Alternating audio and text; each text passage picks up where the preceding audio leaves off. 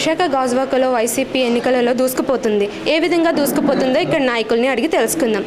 నమస్కారం సార్. మీరు ఎన్నికలకి ఏ విధంగా సిద్ధపడి ఉన్నారు సార్? మేము ఎన్నికల కంటే గత 2019లోని ఏ విధంగా మనం వైఎస్ఆర్ కాంగ్రెస్ పార్టీని మరి గెలిపించుకున్నామో 151 సీట్లతో, అలాగా ఈసారి వై నాట్ 175 అన్న నినాదంతో జగన్మోహన్ రెడ్డి గారు ఏదైతే నినాదం తీసుకొచ్చారో దానికి మేము అందరూ సిద్ధంగా ఉన్నాం. ఎందుకంటే ఈరోజు రాష్ట్ర ప్రభుత్వం దేశంలోనే అతి గొప్ప జాతీయ రాజకీయ పార్టీగా వైఎస్ఆర్సీపీ ఆవిర్భవించింది. మన రాష్ట్ర ముఖ్యమంత్రి వర్యులు జగన్మోహన్ రెడ్డి గారు సుపరిపాలన ఎంత బాగుందో అనేది జనాల్లోని అందరికీ తెలిసిన విషయం. చిన్నపిల్లల నుంచి కూడా మన వృద్ధుల వరకు కూడా అందరికీ తెలిసిన విషయం. కాబట్టి ఈరోజు ఈ సార్వత్రిక ఎన్నికల్లో ఖచ్చితంగా మనం జగన్మోహన్ రెడ్డి గారి సీఎంగా చేసుకోవాలని మేము కోరుకుంటున్నాం. ఎన్నికలలో ప్రజల స్పందన ఎలా ఉంది సార్? ప్రజల స్పందన అంటే ఇప్పుడు ఆల్రెడీ మేము డోర్ టు డోర్ క్యాంపెయిన్ చేస్తున్నాం.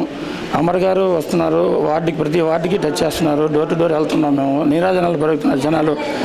ప్రతి ఒక్క వృద్ధులు కూడా చెప్తున్నారు, బాబు ఈ జగన్ బాబు వల్ల మేము ఇలా బతుకుతున్నామని చెప్పి ప్రతి ఒక్కరు కూడా అవ్వలు తాతలు కానీ ఎవరైనా సరే, స్కూల్ పిల్లలు కూడా సైతం కూడా జగన్మామ అని చెప్పి అందరూ కేరింతలు కొడుతూ మేము ప్రచారానికి వెళ్ళినప్పుడు వాళ్ళందరూ ఆనందాలతో ఎంతో పువ్వులు జల్లుతూ నీరాజనాలు పలుకుతూ మనకి ఇంత క్యాంపెయిన్ చాలా బాగా జరుగుతుంది. కంపల్సరీగా అమర్ గారు ఈ గాజువాక నియోజకవర్గంలో 20,000 ఓట్లు మెజార్టీగా గెలుస్తారని నమ్మకం అయితే ఖచ్చితంగా ఉంది మాకు. ప్రజలకు ఎమ్మెల్యేలకు ఎటువంటి మద్దతు ఇస్తారని మీరు కోరుకుంటున్నారు? ఇప్పుడు ఎమ్మెల్యేలు అంటే ఆల్రెడీ మనకి వైఎస్ఆర్ గవర్నమెంట్లోని ఇప్పుడు కనీసం మనం 151 సీట్లతో గెలిచాం. ప్రతి ఎమ్మెల్యేకి ప్రతి వార్డు పరంగా చూసుకుంటే ప్రతి ఎమ్మెల్యే కూడా వార్డు అభివృద్ధి కొరకు ఒక క్లస్టర్, ఒక నియోజకవర్గంలోని ఒక సచివాలయం పరిధిలోని వాళ్ళకి కేటాయించిన నిధులు ఉన్నాయి ఆల్రెడీ. ఆల్మోస్ట్గా ఎవరు చేయలేని పరిపాలన మన జగన్మోహన్ రెడ్డి గారు తీసుకొచ్చి పెట్టారు. ఎందుకంటే వార్డు వైజ్గా వాళ్ళు ఎస్టిమేషన్ చేసి మీకు ఈ రోడ్స్కి కావచ్చు, డ్రైనేజెస్ కావచ్చు, దేనికైనా సరే మీకు మీ ఇంత అమౌంట్ మీకు ఇస్తున్నాం అని చెప్పి క్లస్టర్ వైజ్గా, ఏరియా వైజ్గా, సచివాలయం వైజ్గా ఇచ్చేస్తున్నారు. దానికింద ఇంకా చేయవలసింది ఏం లేదు.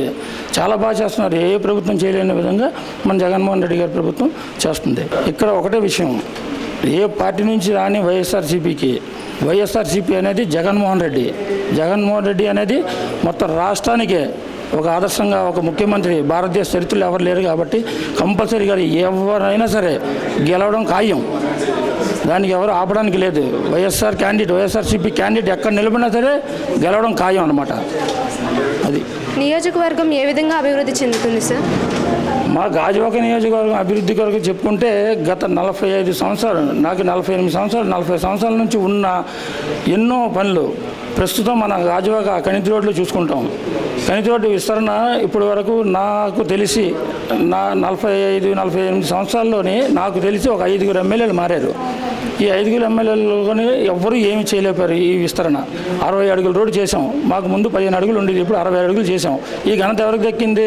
అక్కడ జగన్మోహన్ రెడ్డి గారికి, ఇక్కడ నాగిరెడ్డి గారికి, ఇక్కడ మా కార్పొరేటర్ ఇమ్రాన్ గారికి దక్కింది. అది అంటే వైఎస్ఆర్ ప్రభుత్వం. టోటల్లీగా చూసుకుంటే మనం వైఎస్ఆర్ ప్రభుత్వం వచ్చిన తర్వాత ఈ 40 సంవత్సరాల్లో చేయలేని అభివృద్ధి మనం చేసి చూపించాం. వైఎస్ఆర్ కాంగ్రెస్ ప్రభుత్వం చేసి చూపించింది. అలాగే మా హౌస్ కమిటీ ఒక ప్రాబ్లం ఉండేది, అందరికీ తెలిసిన విషయం. అవి తూతు మంత్రంగా అదేంటి 103 జీవో ఏదో పట్టాలేమో టీడీపీ హయాంలో ఇచ్చారు. అది దేనికి పనికిరాలేదు. ఒక బ్యాంకులోని మనం లోన్కి తీసుకెళ్ళడానికి పనికిరాదు, నెక్స్ట్ మార్టిగేజ్ పెట్టడానికి పనికిరాదు, దేనికి పనికిరాదు. అటువంటిది ఏం చేశారు? మన జగన్మోహన్ రెడ్డి వచ్చిన తర్వాత దానికి క్లియరెన్స్ చేసి రిజిస్ట్రేషన్ స్వచ్ఛందంగా అందరూ వెళ్ళి రిజిస్ట్రేషన్ సచివాలయంలో చేసుకున్న పరిస్థితి ఇచ్చారు. ఈరోజు బ్యాంక్ లోన్స్ కూడా వస్తున్నాయి. అది మన ప్రభుత్వం చేసిన ఘనత.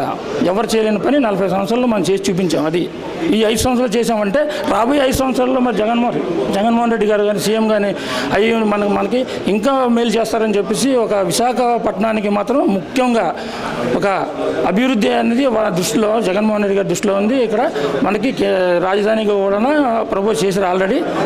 మొత్తం మన భారతదేశంలో విశాఖపట్నం ఒక రేంజ్లో ఉంటుందని చెప్పేసి మేము అనుకుంటాం. ఐటీ హబ్తో సహా కూడా ఇన్ఫ్రాస్ట్రక్చర్స్ కానీ, మనకి ఐటీ హబ్ కానీ ప్రతిదీ కూడా బాగా డెవలప్ అవుద్ది. మొత్తం ఇండియా లెవెల్లోనే విశాఖపట్నం మంచి పేరు వస్తుందని చెప్పేసి మేము భావిస్తున్నాం. అందువల్ల ఏంటంటే జగన్మోహన్ రెడ్డికి మళ్ళీ సీఎం కావాలి. ఇక మీదట మళ్ళీ సీఎంగా వస్తే అభివృద్ధి ఏమైనా పెరుగుతుందా సార్? అది చెప్తున్నాను కదా. ఇప్పుడు జగన్మోహన్ రెడ్డి గారు వచ్చి ఈ 5 సంవత్సరాల్లోని కరోనాలోనే మనం చాలా ప్రాబ్లం ఫేస్ చేసాం. 2.5 years 3 years ప్రాబ్లం చేసాం. అంటే మిగతా 2.5 yearsలోనే ఇంత అభివృద్ధి చేశారు.